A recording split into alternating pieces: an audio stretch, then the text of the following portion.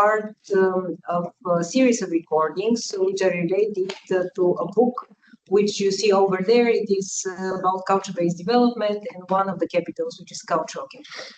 My name is Annie Tubadji. I am a cultural and regional economist. This means that dealing with local capitals is my bread and butter, but my specialism is in the soft capitals, which are the cultural, the social, the institutional in this sequence, because the first among them is the cultural. And these are also together with human capital, endogenous capitals. They are not as easy to get as the financial and the physical. The physical ones, you have a road, the road is there, you may maintain it, but it is there, right? While with the human capital, we all know that every generation has to be anew educated, and if it's not educated, we have a problem, it doesn't remain so sustainable.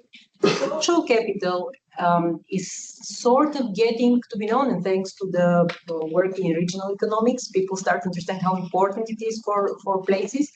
But unfortunately, very little proper knowledge from other disciplines, especially sociology, is led to infiltrate. Even economists have shown social capital sometimes can be positive and sometimes it can be a negative thing. The Nazi Party has been very successful in places where youth organizations had a good social capital. So these kind of things have to be kept in mind. The social capital has to be a healthy one. And how do you breed this healthy capital? Well, obviously, it depends what values it maintains. And this shows that the most important capital then is the cultural capital. And then, of course, also institutions, institutional capital is something which is guarding and defending certain kind of culture, what the culture wants to be institutionalized and what wants to punish and what wants to reward. So these are discourses which, even in the ivory tower, are still to be sorted out. But these are realities which people live. And especially my people in Wales, originally I'm from Bulgaria, but I'm living now in Wales and I'm working with them for a while. They take them serious. And they have taken them so serious that when they wrote up their Future Generations Act for Wales, they have put their welfare, well-being objectives, and the other one half of their objectives are about equal participation, civil society, and culture. And if you go over the 51 indicators about what they want to achieve and what they want future generations to have in their hands, is looking like that. Things related to welfare, well-being, and social cohesion and agency. It comes from this. So in the university, we established a local challenges research office that means to be useful to local communities and to help them in their local effort to achieve their Welsh Future Generations Act. The act itself was turned into legislation in 2015. The local authorities that are about to implement it were started close after that, and the first reports about their functioning appeared in 2018. So it is genuinely a new initiative. They're figuring out how to make this structure available, this policy implementation, how to look like. And of course, they have nothing as a starting basis, how they have to, what's the blueprint of collecting data and how to do it. They have also very few resources. Only one person is normally actually hired, and the person is hired for a short-term, relatively short-term contract, but at least is hired to be the head of the PSB unit, as the public service board unit. And then everybody else who is working in this local authority is borrowed from a stakeholder. There is a person from the health board, there's a person from the fire brigade, and so on. So with a very limited human resource of their own, and with a very limited funding to do any kind of intervention, they have an opportunity to have some projects on competitive basis eventually to get money to fund something. And what they focus on, that will be to help poverty, to create some kind of mental health support for people. They heavily work on poverty alleviation, because poverty is one of the big problems which are around. They cannot create jobs themselves. They can work with the third sector, and they do that a lot. So what we wanted to help them is to map out for them practically what they have in their hands in terms of capitals, and how they work towards the achievement of the big dream of this Future Generations Act. Now, obviously, there are 51 indicators of what they want to do, and because we want to make a quantitative outcome of this project again, we had to simplify many things, but we kept the 6 capitals clear, because these are the things in their hands that they must have in their hands in order to influence anything, because otherwise they're just standing by and hoping things to go in a particular way, and taking the blame if things don't happen, although they don't have any tools. So, they have the ability to show what tools they have in their hands, and then to distinguish about what is the situation in the place for which there is no information. Okay, these indicators have to be gathered, but also what they contribute exactly, because if they gather information about the local poverty, right, they may have 10 projects of poverty that are making things better, but the poverty will be big and deep. It will be looking like they do nothing. So they have to measure the proper outcome of their effort in order to be showing proper information to us, how much they have contributed.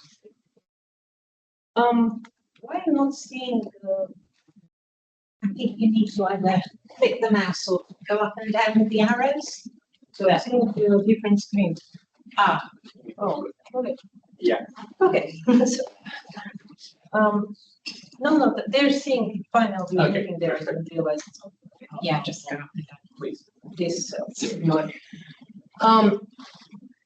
So the research question that we wanted to address with the TPI funding that we got was how the public service boards are using the 6 forms of capital in order to achieve the productivity, well-being, identity, and empowerment objectives, which were listed in the Welsh Future Generations Act.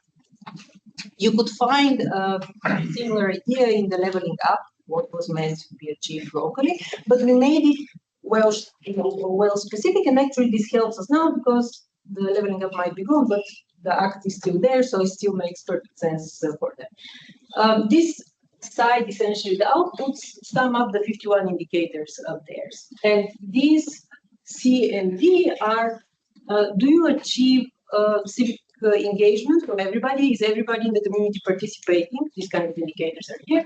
The empowerment is their agency. They have a lot of objectives related to ensuring that there is local initiative for not only that people cooperate, but there are things coming from the ground. And then productivity, well-being, obviously, jobs-related and health-related most. Under the inputs, we introduced also the cultural capital because of understanding the importance of cultural capital before the social capital and institutional capital in the future, because they know how to handle it. And we have measured both the more standard and softer ones. We have measured all the forms of inputs. How did we measure them? So what was the methodology?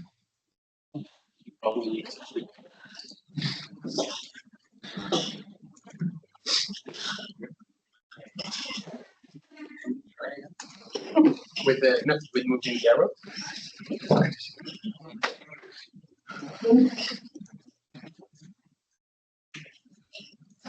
There's that. We're on the next. There it is. How do you make with the roller? No, you just use the arrows.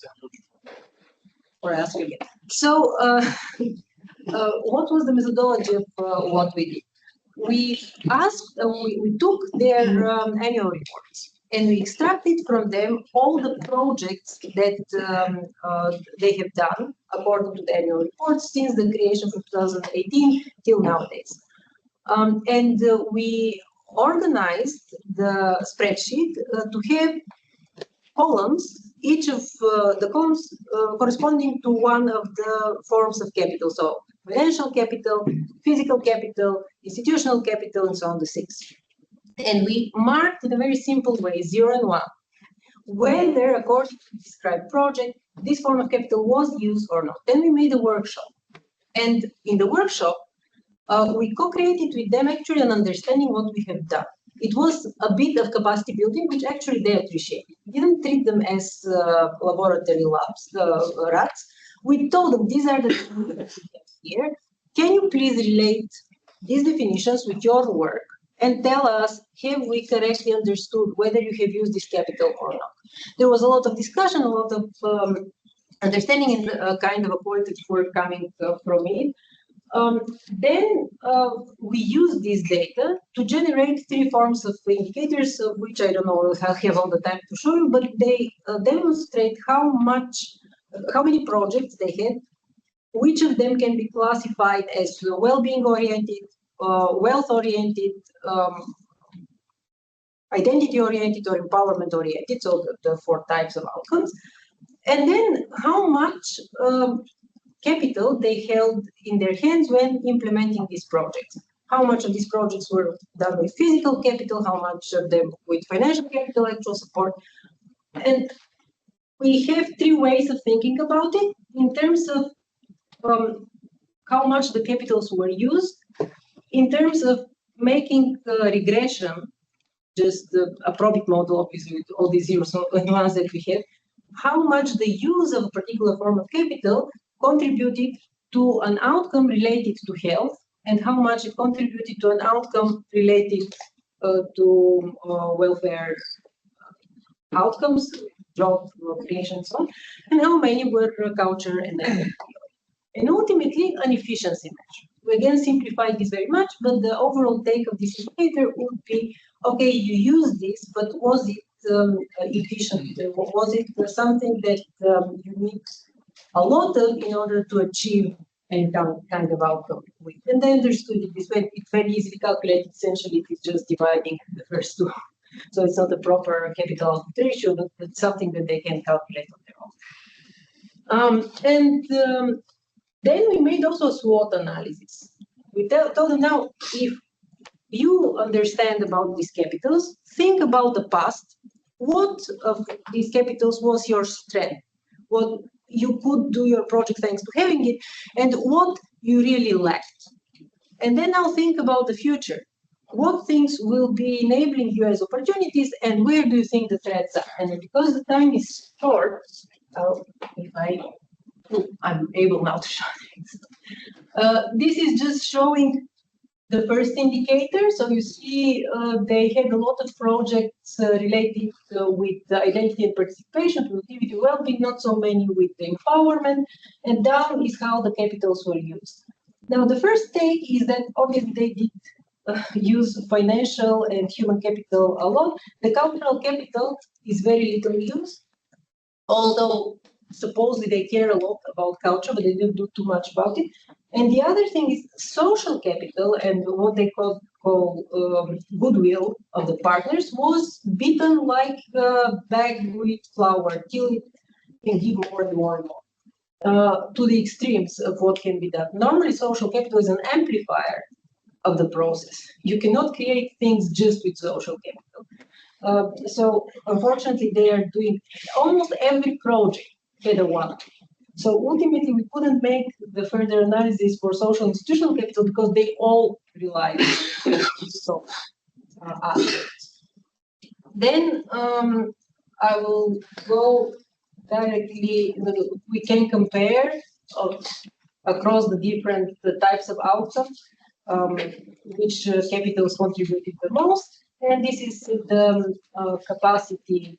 Okay, I'll go to the most important, I would say, outcome from the SWOT. So what comes in the SWOT analysis is that social capital was heavily used, and what really misses is the physical capital, not only in their hands, but also in the place. There's a lot about the transport. They acknowledge it, they see that this is a terrible situation in the country, but they have no access to do anything about the physical capital locally. In terms of the opportunities, there was a lot of talk about there is an opportunity to hire experts. We do need experts with special skills in AI, and which are missing locally.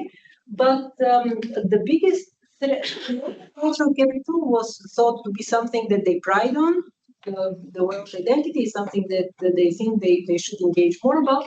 But in the same time, they were feeling that what was termed, I would say, the way that the locals were calling it. So there is a shift in values. In other words, they were very poignantly aware that there is radicalization, polarization in society, and that it's related to growing anxiety and growing unemployment and cost of living crisis, which will lead not directly to deep mental health issue, but definitely anxiety, which destroys the fabric of the social capital that is so important for them.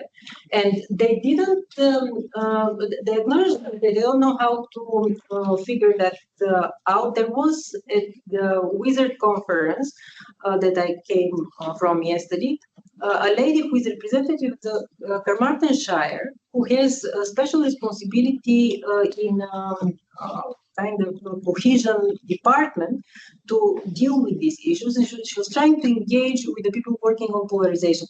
In other words, the big elephant in the room is how do we handle cultural capital and how do we handle the social and the soft capital's aftermaths from the relative deprivation. On the one side, it's clear that there is relative deprivation, inequality, things which have to be directly and importantly tackled, but then how much they affect the other forms of capital, which are endogenous, such as the social capital, such as the institutional capital, and how this will reflect on the overall socioeconomic stability of places. This is what emerged that is necessary, and the people are sincerely searching for help how to handle these issues because they are not trivial, but there are things to learn both from the past and from across space nowadays.